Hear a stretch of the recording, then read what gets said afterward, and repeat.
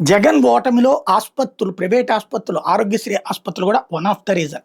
ఎందుకయ్యా అంటే అది ఇక్కడ హాస్పిటల్ మీద పట్టున్నటువంటి వర్గం అవటం, వాళ్ళకి జగన్ అంటే నచ్చకపోవటం ఓ పెద్ద కారణమైంది.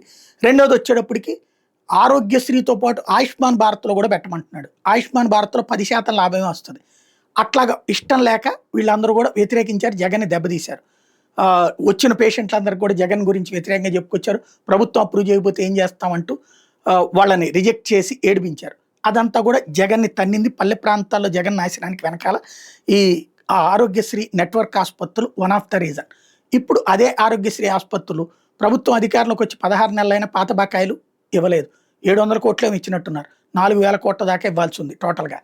అప్పటి పాత బకాయి ప్లస్ ఇప్పటి బకాయిలు అది ఇవ్వట్లేదు. దానికి తోడు ఇప్పుడు వీటితో ఇన్సూరెన్స్తో ముడిపెట్టారు. ఇన్సూరెన్స్ వ్యవహారాలకు సంబంధించి అది క్లియర్ అయిన తర్వాత అది ఇప్పుడు ఈ డబ్బులు ఇస్తారో లేదో తెలియదు. ఇప్పుడు చేస్తున్న ఆరోగ్యశ్రీకి డబ్బులు ఇస్తారో లేదో తెలియదు. నిన్న దాటికి డబ్బులు ఇస్తారో లేదో తెలియదు. దీని మీద ఎవరు సమాధానం చెప్పేవాళ్ళు లేరు, స్పష్టత ఇచ్చేవాళ్ళు లేరు. ఇదిగో ఇన్ని రోజులకి ఎంత ఇస్తాం, ఇన్ని రోజులకి ఎంత ఇస్తామని మాట్లాడేవాళ్ళు కూడా లేరు. తెలంగాణలో అయితే కనుక మంత్రులు కూర్చుని మాట్లాడి ఇంత ఇస్తామని వాళ్ళకి హామీని ఇస్తున్నారు. ఇక్కడ హామీ ఇచ్చేది కూడా లేదు, సమాధానం చెప్పేవాళ్ళు లేరు.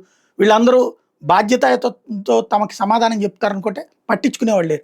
దీంతో వచ్చే నెల 10 తర్వాతన సేవలు నిలిపేస్తా ఉన్నారు. ఇప్పటికి 3 సార్లు ఇట్లాంటి వార్నింగ్ ఇచ్చారు కానీ అవ్వలేదు. మరి వచ్చే నెల 10 తర్వాత నేను చేస్తారా లేదో చూడాలి.